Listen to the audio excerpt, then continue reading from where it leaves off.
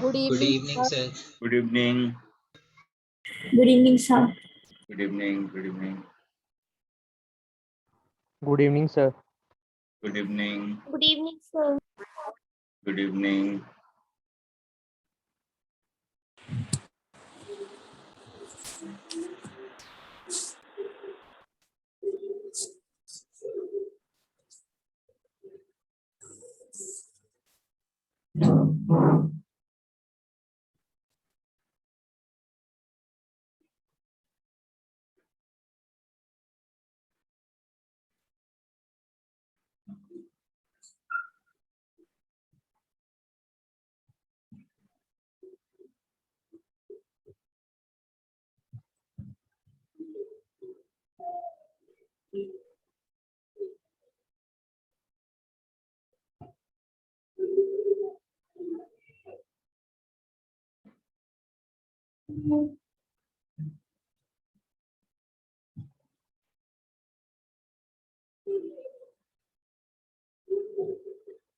ठीक है,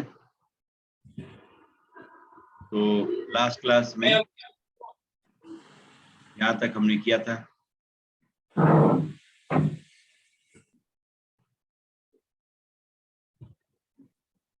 चलिए थोड़ा सा आगे बढ़ लें, फिर उसके बाद में आप लोगों के सवाल सेकंड हाफ में देखता हूँ, कुछ कहीं भेजे होंगे तो, है ना। सवाल कहीं आया होगा। ऐसे भूमिका ने 2 सवाल दिया है, चलिए मैं बता ही देता हूँ।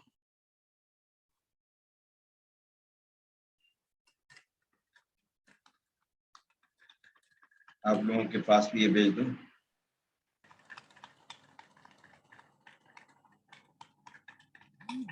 ठीक है, ये 2 क्वेश्चन कह रहा है A 1,1,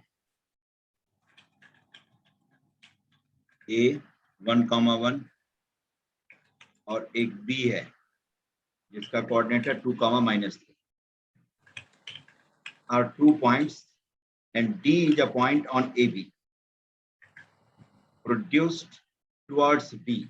अच्छा, देखिए A और B को ज्वाइन कर दीजिए, B की तरफ इसको बढ़ाइए, इधर में D है, ठीक है। So that AD is 3 times of AB, है ना।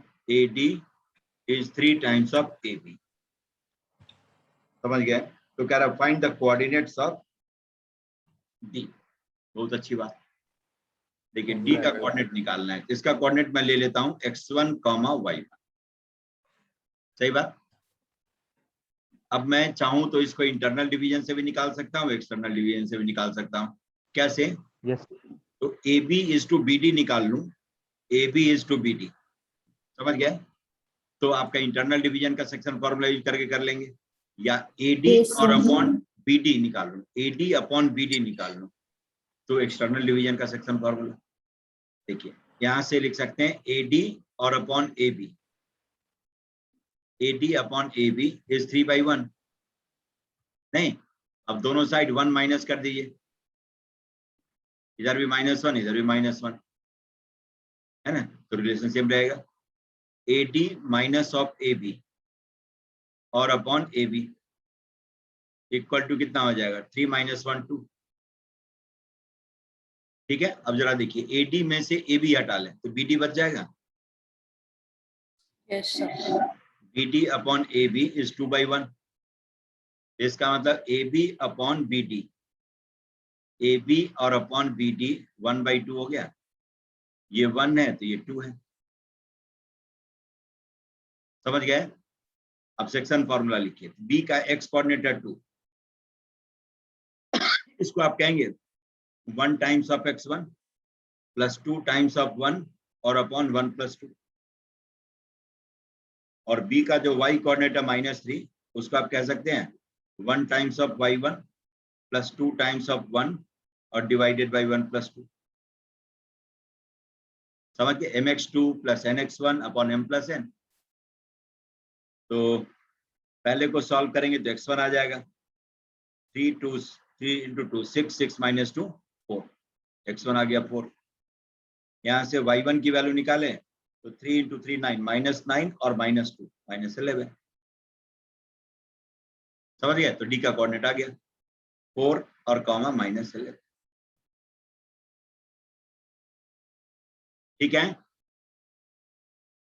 Yes sir. समझ गए? तो ऐसे ऐसे काम कर लेते हैं। अब देखिए, यही मान ली एक्सटर्नल डिवीजन का सेक्शन फॉर्मूला यूज करना होता है। ये ए है, ये बी है आपका, और ये डी है, ये कहते हैं। तो ए बी और upon A D, A B upon A D लिखते तो कितना होता? 1/3। नहीं, यहां से इसका मतलब 1 minus A B upon A D, इसको आप लिख सकते हैं 1 माइनस 1/3।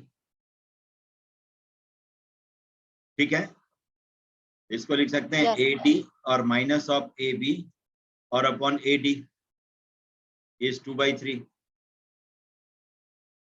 अब जरा बताइए कि ए डी में से ए बी हटा लें तो बी डी नहीं रह जाएगा? बी डी और अपॉन ए डी इज 2/3। तो आप A D upon B D को कह सकते हैं A D upon B D is 3/2। ठीक है, कि ए डी और upon B D this is 3/2।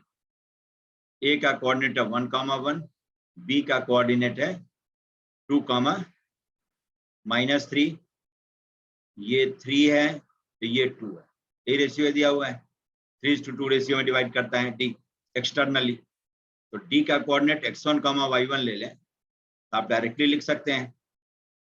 ठीक है, ए डी के शेयर में 3, x1 को आप लिख सकते हैं 3 और टाइम्स बी का x कोऑर्डिनेट 2 माइनस 2 और टाइम्स ए का x कोऑर्डिनेट 1 और अपॉन 3 - 1 हो गया, 3 - 2 mx2 minus nx1 upon m minus n। तो 3 × 2 6, 6 - 2 4। y1 लिखे तो 3 और इंटू b का y कोऑर्डिनेट -3 माइनस 2 और इंटू a का y कोऑर्डिनेट 1 डिवाइडेड बाय 3 - 2 -11 आ गया।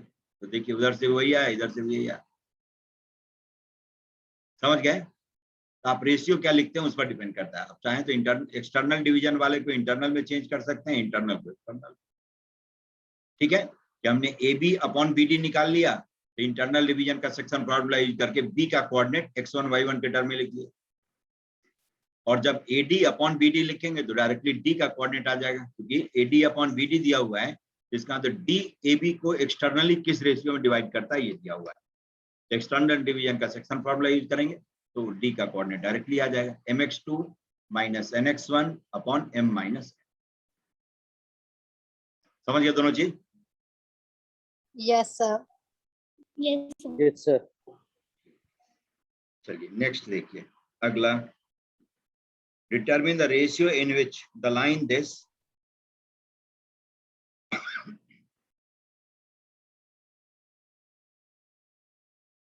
Three X plus Y equal to 9, ये लाइन दिया हुआ है ना। Line this divides the segment joining the points 1,3 and 2,7। मतलब ये वाली लाइन है जो कह रहा है कि एक सेगमेंट है, ए ले लेता हूं मैं 1,3 और बी है 2,7। इसको ज्वाइन करने वाले लाइन सेगमेंट को किस रेशियो में डिवाइड करता है और कैसे, यही पूछ रहा होगा, है ना। Determine the ratio in which the line divides the line segment joining 1,3 and 2। चलिए मैं मान लेता हूं कि इंटरनली डिवाइड करता है किस रेशियो में, λ:1। ठीक है, तो P का कोऑर्डिनेट लैम्डा के टर्म में लिखा आ सकता है 2λ + 1 और अपॉन λ + 1, कॉमा 7λ + 3 और अपॉन λ + 1 आ गया P का coordinate, mx2 + nx1 upon m + n। अब P lies on the line, ये इसी का इक्वेशन है, P lies on the line। तो P का कोऑर्डिनेट उसको सेटिस्फाई करेगा 2λ + 1 और अपॉन λ + 1 प्लस ऑफ 7λ + 3 और अपॉन लैम्डा प्लस 1, ठीक है, इक्वल टू कितना आ गया 9। इसका मतलब 6 lambda plus 3 plus of 7 lambda plus 3 equal to 9 lambda plus 9, ठीक है। तो 6 3 4 लैम्डा हो गया और इक्वल टू हो गया 9 माइनस ऑफ 6, तो 3 लैम्डा की वैल्यू आ गई 3/4, अब रेशियो सीधा आ गया। और हमने इंटरनली एज्यूम किया था और लैम्डा की वैल्यू पॉजिटिव आई, इसका मतलब जो सोचा था वो सही है। कंप्लीट जानकारी क्या देंगे कि line divides A B internally in the ratio 3:4,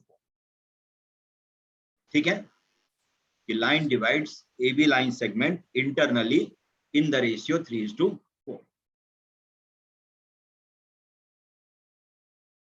ठीक है। Yes, sir.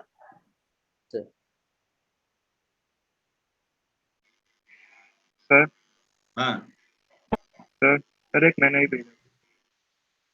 भेजा है,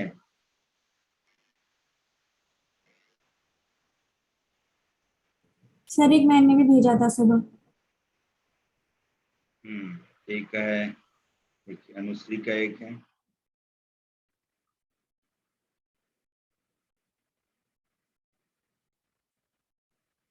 देखिए एक सवाल आ गया आपका, ये कहता है इफ द पॉइंट्स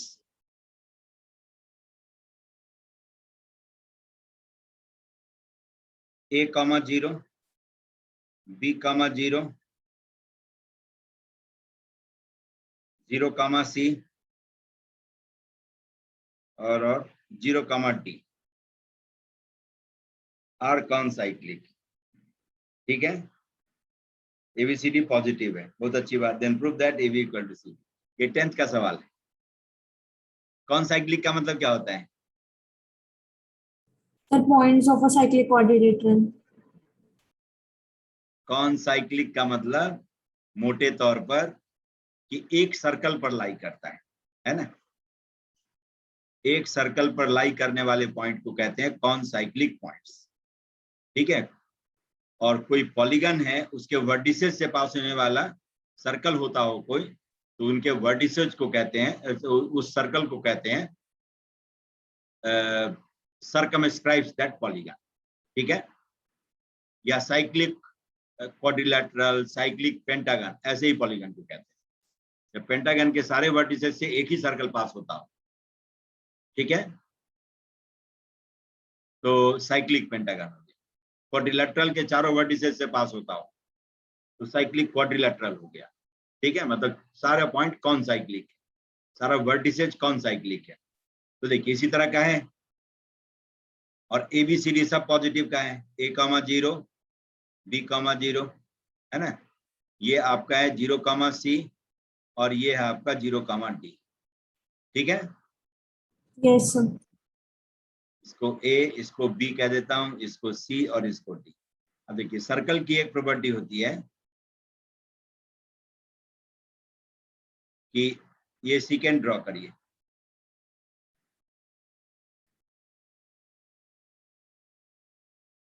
ठीक है। तो PA PB equal to PC PD equal Yes, to sir. PTA square होता है, Yes, 9th हाँ, में sir. पढ़ाया गया होगा, नहीं 9th में पढ़े होंगे, ये PTA स्क्वायर के yes, बराबर, sir. ठीक है। और बाय द वे अंदर में इंटरसेक्ट करे तब तो टेंजेंट तो ड्रॉ नहीं कर सकते, लेकिन PA PB equal to PC PD हमेशा लिखते हैं। और इस पर बहुत सारे सवाल पूछा जाता है ना, बराबर, यहाँ नहीं IIT तक में। लोगों को लगता है कोऑर्डिनेट मेरा कमजोर है, लेकिन कोऑर्डिनेट है ही नहीं, कोऑर्डिनेट ज्योमेट्री नहीं है, प्लेन ज्योमेट्री है, 10th की ज्योमेट्री है। तो इसमें आप लिखेंगे PA PB equal to PC PD, ठीक है, PC और इंटू PD, मतलब ये दोनों में होगा। लेकिन यही P पॉइंट बाहर है तो वही PTA स्क्वायर के बराबर हो जाएगा, क्योंकि उस केस में दोनों सेकेंड की लेंथ बराबर हो जाती है ना। जब A और B एक जगह पर आ जाए तो उसी कंडीशन को कहते हैं कंडीशन ऑफ टेंजेंसी। नहीं, जैसे कोई सीकेंट है तो दो जगह पर सर्कल को कट करते हुए जाएगा, लेकिन वही दोनों पॉइंट ऑफ इंटरसेक्शन कोइंसाइड कर जाए, उस केस में उस सीकेंट को कहते हैं टेंजेंट, ठीक है। Yes, sir. अब तो हो गया ना, यहाँ पर OA स्मॉल a है, Yes, sir. O B small B है ना, ओ सी आपका स्मॉल सी है, और ओ डी आपका स्मॉल डी है, और यहाँ लिख सकते हैं O A into O B equal to O C into O D. ठीक है, और Yes, यही sir. आपसे पूछे कि ओरिजिन से टेंजेंट लेंथ बताओ, तो ये नहीं कहना है कि नहीं आता है, ओ टी स्क्वायर यही तो है, ये आपका ए बी है, ये सी डी है, और ये जो हो जाएगा ओरिजिन से कोई भी टेंजेंट ड्रॉ करिए, बाहर के पॉइंट से सर्कल पर 2 टेंजेंट ड्रॉ कर सकते हैं, and the 2 tangents will be always equal in length, this is equal to O T square. ठीक है, तो रूट ए बी या रूट सी डी, ये दोनों टेंजेंट लेंथ, ओ टी आप कह सकते हैं रूट ए बी या रूट सी डी, क्योंकि दोनों इक्वल है ही।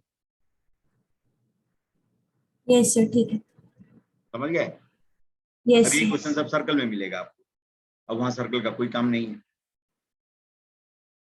हो गया है? Yes, sir. चलिए, और कोई सवाल? सर एक मैंने ही भेजा था। अच्छा, एक मिनट देखता हूँ।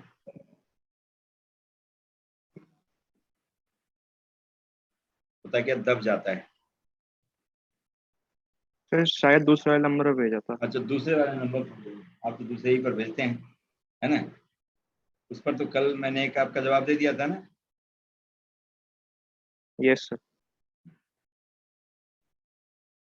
सर सर हाँ। मैंने भी भेजे हैं। अच्छा, अभी भेजा, कुणाल भी भेजा। Yes sir. चलिए अभी मैं बताता हूँ।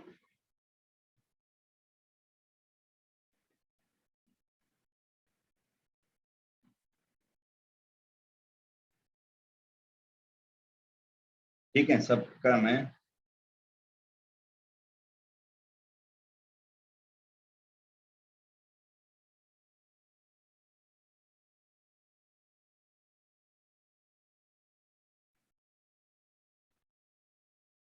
ठीक है, इसको देखिए,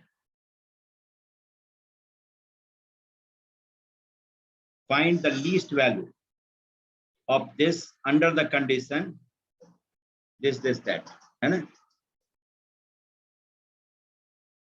अभी एक सवाल जो मैंने भेजा है, इसको देखिए, कह रहा है कि फाइंड लीस्ट वैल्यू ऑफ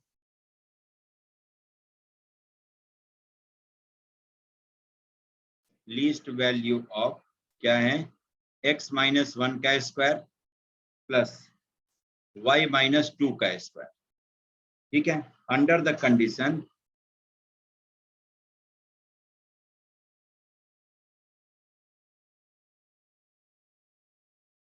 कुछ शर्त दे दिया है, क्या दिया है, 3x plus 4y, 3x plus 4y minus 2 equal to. Sir चलिए, हाँ सर आपका फेस नहीं दिख रहा sir.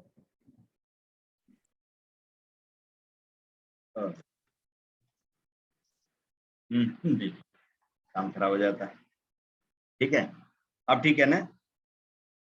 Yes sir. Yes sir. हाँ, ठीक है, तो देखिए ये आपका है कंडीशन, तो इसको लिख सकते हैं 3 times x minus 1 plus 4 times y minus 2। ठीक है, इसके टर्म में लिख लेते हैं, x माइनस 1 का स्क्वायर प्लस y माइनस 2 का square under the condition this, least value of this. तो कितना कांस्टेंट हो गया, माइनस ऑफ 3 माइनस ऑफ 8, और 8 3 11 हो गया, तो माइनस 9 प्लस 9 इक्वल टू 0, ये लिखा सकता है, बराबर है या कम ज्यादा हो गया है, -3 और -8, तो -11 और +9, ठीक है, -2, यस सर बराबर है ना? ठीक है, बराबर, ये आ गया आपका। अब x माइनस 1 को मैं कैपिटल X ले लूं और इसको कैपिटल Y स्क्वायर ले लेता हूँ, है ना? कोई मतलब थोड़ी कि x माइनस 1 को एक नया नाम दे दीजिए तो छोटा सा हो जाएगा। हमें x square plus Y square की वैल्यू निकालनी है, मिनिमम वैल्यू। कंडीशन क्या दिया हुआ है, 3x plus 4y and plus 9 equal to 0। ठीक है, ये है। अब आइए, अब जैसे मान लीजिए डिफरेंशिएशन वगैरह जानते हैं तो आप आसानी से कर सकते हैं, है ना। जैसे y के जगह पर यहां से उठा के रख दीजिए x के, कैपिटल X के टर्म।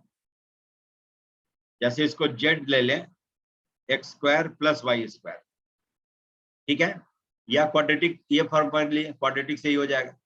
y की वैल्यू यहाँ पर रख दीजिए, x स्क्वायर प्लस ऑफ, ये हो जाएगा 9 प्लस 3x को राइट साइड लिया है तो y is minus of 9 and plus 3x divided by 4, ठीक है। तो इसको आप लिख सकते हैं, 3 कॉमन ले लेते हैं तो 3 का स्क्वायर 9, 4 का स्क्वायर 16 और x प्लस 3 का होल स्क्वायर हो जाएगा 1/16, और ये हो गया आपका 16x square plus 9 times x square plus 6x and plus 9, ठीक है। ये हो गया 1/16 25x square plus of 9 into 6, है ना, 9 से 54 x और प्लस ऑफ 81, ठीक है। अब स्क्वायर कंप्लीट करना, या तो 25 आप कॉमन ले सकते हैं, 25 कॉमन लेकर के इस z को लिख लीजिए 1/16 25/16 और x स्क्वायर प्लस ऑफ 54 और upon 25 x and plus 81 upon 25, ठीक है। तो 25 अपॉन 16 और देखिए x square plus 2 times 27 upon 25 x plus 27 upon 25 का होल स्क्वायर माइनस 27 अपॉन 25 का होल स्क्वायर और प्लस 81 अपॉन 25। आ गया, मिनिमम वैल्यू कह रहा है, यही तो इसकी मिनिमम वैल्यू होगी, दिस और इंटू 25/16, क्योंकि इतना तो स्क्वायर बना देगा, और परफेक्ट स्क्वायर की मिनिमम वैल्यू होती है कितनी, 0 इफ पॉसिबल, और ये पॉसिबल है क्योंकि x पर कोई रेस्ट्रिक्शन नहीं है। ये हो गया आपका x प्लस 27/25 का स्क्वायर, और बाकी सबको सॉल्व कर लीजिए, प्लस लिख लें 25 square 81 into 25 minus of 27 square, ठीक है। तो इसकी वैल्यू जब 0 रखते हैं तो z की मिनिमम वैल्यू आ जाएगी, तो देयरफॉर z मिनिमम इज 25/16 और इनटू, अब इसको सॉल्व कर लीजिए, इसमें से आपका कितना कॉमन आ जाएगा, 9 का स्क्वायर पूरा ही कॉमन आ जाएगा, 81 कॉमन ले लीजिए, बच कितना आ गया 25 और माइनस ऑफ 3 का स्क्वायर 9 16, अच्छा हो ही गया, अपॉन 25 का स्क्वायर, यही मिनिमम वैल्यू है। 25 कैंसिल हो गया, 16 कैंसिल हो जाएगा, 81 आ गया, 81 इसकी मिनिमम वैल्यू, ठीक है। आया मिनिमम कि नहीं आया,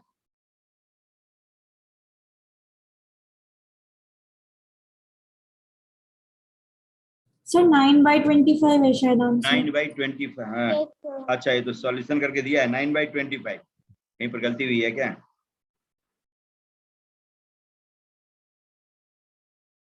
देखिए 3x - 1 -3, ठीक है, 3x + 4y + 9, कहीं पर कुछ गलती हुई होगी, 1/16 25 81/25,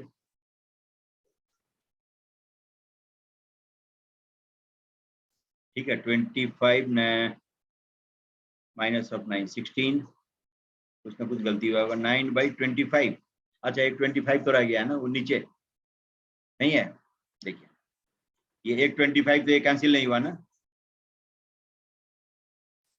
लेकिन 9/25 ये कहां से आया, 81 पूरा कॉमन आएगा, 81/25, 25 यहाँ है, एक ही 25 कैंसिल हुआ है ना, 25/16 और 81 into 25 माइनस ऑफ 27 का स्क्वायर, तो 9 स्क्वायर कॉमन लेंगे, 81 का मतलब वही है।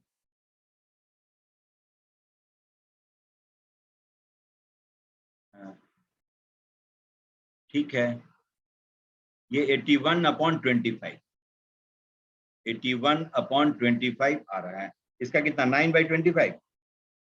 Yes, sir. Yes, sir. 25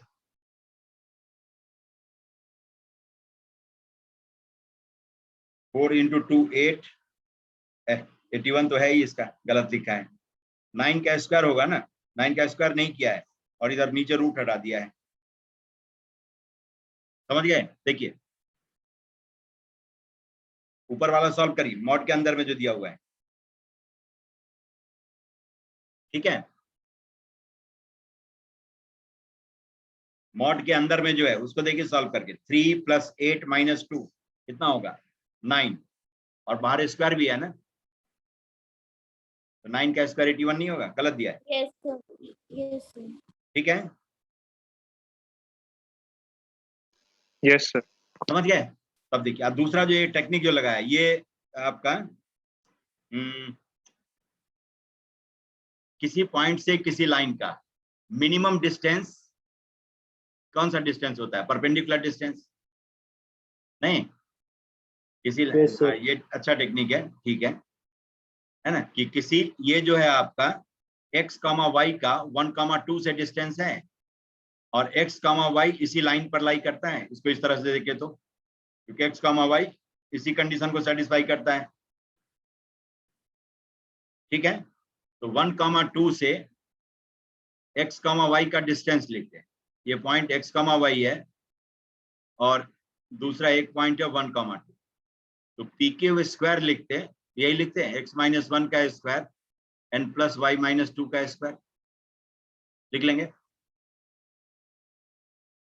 और ये p x, y लाइन पर लाई करता है, और ये मिनिमम कब होगा, जब यही PQ परपेंडिकुलर डिस्टेंस हो जाए। ये p आपका 3x + 4y - 2 = 0 इस पर लाई करता है। तो PQ को मिनिमम होने के लिए QP must be perpendicular to the given line. तो Q से इसका परपेंडिकुलर डिस्टेंस निकाल लिए, यही मिनिमम वैल्यू हो जाएगी इसकी। करिस्पॉन्डिंग x और y पूछे तो पूरा परपेंडिकुलर बता दीजिए। ठीक है,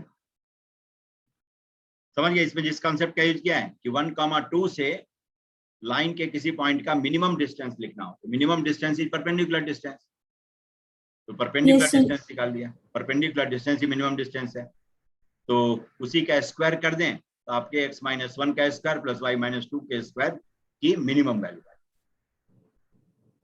हो गया। बहुत रास्ता होता है, where there is will there is way, है ना? Yes, sir. चलिए, ये भी हो गया आपका। अब देखिए, अब ये लक्षिता का, इसके भी 2 सवाल हैं।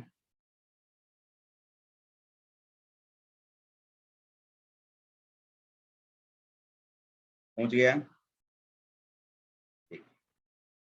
क्या कहता है, 2 straight lines u = 0, v = 0 pass through the origin and the angle between them is tan inverse 7/9.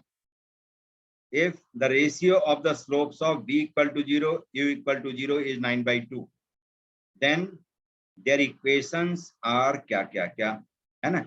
2 straight lines u = 0, v = 0 pass through origin। बहुत अच्छी बात। देखिए, और ज्योमेट्री हमेशा ड्रॉ करने की चीज होती है, ड्रॉ करके और एक बार समझने की कोशिश करते हैं, काम आसान होगा। देख रहे हैं कितना सारा रास्ता है, बहुत सारा। अभी डिफरेंशिएट करता तो भी आ जाता, ये परपेंडिकुलर डिस्टेंस का यूज किया तो भी आ गया, है ना?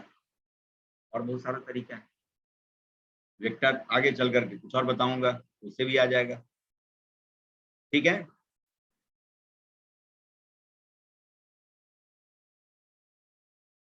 तो 2 स्ट्रेट लाइन है, u = 0 और v = 0, और दोनों ओरिजिन से पास होने वाली लाइन, नाम दिया u = 0, v = 0। एक लाइन ये है, दूसरी लाइन ये है। ठीक है, इन दोनों के बीच में एंगल थीटा है, so that tan theta is कितना है, 7/9। tan theta is 7/9। ठीक है, angle between them is tan inverse 7/9, तो एंगल को थीटा ले ले तो थीटा इज tan इनवर्स 7/9, इसका मतलब tan थीटा इज 7/9। अब कह रहा है क्या, if the ratio of the slopes of b equal to 0 and u equal to 0 is 9/2, बहुत अच्छी बात, b इक्वल टू 0 और u इक्वल टू, इसका तो v का स्लोप ज्यादा है, नहीं, चलिए यही आपका u इक्वल टू 0 है और ये v है, m2 अपॉन m1 इज 9/2, ये दिया हुआ है आपका। चलिए नेक्स्ट b, देन देखिए तो निकालिए आप, tan थीटा को मैं लिखता हूं, ये बताया था एक्सप्रेशन जनरेट करते समय, जब सही मायने में आपको लाइन प्लॉट हो जाए, है ना, तो क्या करते हैं कि एक लाइन होगी जिसको एंटी क्लॉकवाइज में रोटेट करने से दूसरी लाइन मिलती हो, है ना, तो slope of rotated line minus slope of rotating line, ठीक है, और upon 1 plus product of two slopes is tan of included angle, तो tan थीटा को आप डायरेक्टली कह सकते हैं m2 माइनस m1 और अपॉन 1 प्लस m1 m2 बिना किसी मॉडुलस के यस सर, हो जाएगा। अब देखिए अब तो काम हो गया आपका 7/9, ठीक है, 7/9, ठीक है, और ओरिजिन से पास होने वाली लाइन है, इन सारी लाइन के इक्वेशन का फॉर्म कैसा होगा, y इक्वल टू mx, क्योंकि y इंटरसेप्ट तो 0 है, c 0 है, यस सर, है ना, तो सिर्फ स्लोप चाहिए हमें और कुछ नहीं चाहिए, तो 7/9 equal to m2 minus m1 और अपॉन 1 प्लस m1 m2 आ गया, तब 7 प्लस 7 m1 m2 और m1 और m2 का रेशियो भी मालूम है, m2 इज 9/2 m1, तो इसको मैं लिख दूं 7 9/2 m1 स्क्वायर, ठीक है, equal to 9/2 m1 minus of m2 और इंटू 9 हो गया। तो देखिए 7 7 सब तो जाने को तैयार है, 7 कॉमन ले लीजिए तो 1 plus 9/2 m square, 9/2 m1 square, 9/2 m1 square equal to कितना आ गया, 9/2 और माइनस 7/2 m1 और इंटू 9, ठीक, 7 भी गया, अब 2 से लेफ्ट साइड मल्टीप्लाई कर दें तो 2 plus 9 m1 square equal to कितना आ गया, 9 m1, ठीक है, तो 9 m1 square minus of 9 m1 और प्लस 2 इक्वल टू 0, तो 6 प्लस 3 9 होता है ना, और 6 इंटू 3 18 है, तो 9 m1 square minus 6 m1 minus of 3 m1 plus 2 equal to 0, आ गया कि नहीं आया, 3 m1 कॉमन ले लीजिए, 3 m1 minus 2 minus of 3 m1 minus 2 equal to 0, m1 की वैल्यू 1/3 या 2/3, ठीक है, तब m1 Yes, should sir. Be less than m2, m1 should be less than m2, तो आप उसी हिसाब से लिखेंगे m1, और दोनों का प्रोडक्ट तो मालूम है, दोनों का रेशियो मालूम है, या m2 की वैल्यू मालूम है, m2 कितना है 9/2 m1, है ना, तो m1 की पहली वैल्यू रखेंगे तो 9/2 और इंटू कितना आ जाएगा 1/3, तो देखिए 3/2 आ गया, यस सर, ठीक है, तो ये ठीक ठाक है, m1 is less than m2, दूसरी वैल्यू का यूज करते हैं, इससे निकालते हैं m2, तो कितना आता है 9/2 और इंटू 2/3, अब जरा इसको 3, लिखिए कितना आ गया 3, ये m2 की वैल्यू आ गई 3, ये भी ठीक है ना, तो एक लाइन हो गई, जैसे u इक्वल टू 0 आप दे दें, y इक्वल टू 1/3x, तो इसके साथ v इक्वल टू 0 क्या होगा, y इक्वल टू 3/2x, है ना, और दूसरा सेट क्या हो गया, y इक्वल टू 2/3x दे दें, ठीक है, 2/3x दे दें, तो इसके साथ v इक्वल टू 0 हो जाएगा, y equal to 3x, yes sir, समझ गए, यस सर, ये कहानी है आपका, मिल गया आंसर कि नहीं मिला है बताइए, यस सर, आ गया, चलिए नेक्स्ट देखिए, नेक्स्ट आपका कौन सा है 38, Yes, है sir. ना, गिरा हुआ वही. Let alpha beta be the roots of this equation.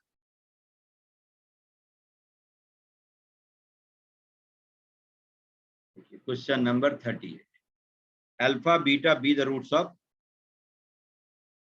ax square plus 2hx plus b. ax square plus 2hx plus b equal to 0. इसका रूट है अल्फा बीटा. चलिए दूसरा आपका है gamma delta be the roots of a1 x square plus of 2h1x plus b1 equal to 0. इसका root है gamma delta. फिर क्या कहता है, consider the points alpha comma 0 beta comma 0. ये सब एक्सिस का पॉइंट है, देख रहे हैं, अल्फा कॉमा 0 बीटा कॉमा 0, ये दोनों एक्स एक्सिस का पॉइंट है. ये भी एक्स एक्सिस का है. गामा कॉमा 0 और डी भी एक्स एक्सिस का ही पॉइंट है. चारों पॉइंट एक्स एक्सिस पर है, कोलिनियर है. If the sum of ratios in which C and D divides A B is 0. देख रहे हैं, इसका मतलब क्या है, then AB1 plus A1B is equal to 0. ठीक है, रेशियो का सम 0. इसका मतलब क्या है, इसका मतलब एक इंटरनली जिस रेशियो में डिवाइड करता है दूसरा एक्सटर्नली उसी रेशियो में डिवाइड करता है. ठीक है, वरना डिस्टेंस का रेशियो कभी 0 होगा. डिस्टेंस के रेशियो का सम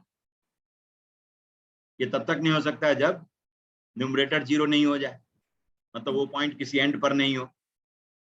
ठीक है, तो इस तरह का जब स्टेटमेंट दिया होता है बुक्स वगैरह में, इसका मतलब क्या है कि एक्सटर्नली डिवाइड करता है तो उसमें आप रेशियो लेते हैं नेगेटिव. या कहीं पर दे कि some point divides line segment in the ratio -2:3. इसका मतलब क्या बताना चाह रहा है, दैट पॉइंट डिवाइड्स लाइन से given line segment externally in some ratio. Yes, sir. ठीक है, तो रेशियो का सम 0 का मतलब इसका ये है, वरना डिस्टेंस का रेशियो कभी नेगेटिव नहीं होता है. रेशियो का सम 0 तभी होगा जब दोनों इंडिविजुअल रेशियो 0 हो जाए.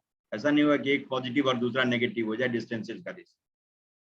तो अब जैसे C इसको इंटरनली डिवाइड करता है तो D एक्सटर्नली, और उसी रेशियो में λ:1 एक दूसरे का हार्मोनिक कॉन्जुगेट होगा. जैसे C गामा कॉमा 0 ये ले लें, ये अल्फा 0 और बीटा 0 इसको डिवाइड करता है जिस रेशियो में, उसी रेशियो में D एक्सटर्नली डिवाइड करेगा, है ना. D यहाँ पर है जो एक्सटर्नली λ:1 रेशियो में डिवाइड करता है. AD और अपॉन BD इज ऑल्सो λ:1. ठीक, अब इसे लैम्डा निकाल लेते हैं, एक्स के टर्म में तो आ जाएगा. नहीं, देखिए गामा जो आपका है, गामा क्या है, लैम्डा बीटा प्लस अल्फा और अपॉन λ+1. ठीक है, तो यहां से लैम्डा की वैल्यू निकाल सकते हैं आप. Lambda gamma +1 equal to lambda beta plus alpha. इसका मतलब लैम्डा की वैल्यू आ जाएगी alpha lambda into gamma minus beta. ठीक है, इक्वल टू कितना आ जाएगा, अल्फा -1. एक रिलेशन आ गया. दूसरा देखिए एक्सटर्नल डिवीजन से निकालें तो AD और इज टू BD ये दिया हुआ है λ:1. तब AD के शेयर में लैम्डा है तो लैम्डा और इंटू बीटा -1 और इंटू अल्फा और अपॉन λ-1. This is delta. इसका मतलब लैम्डा बीटा माइनस ऑफ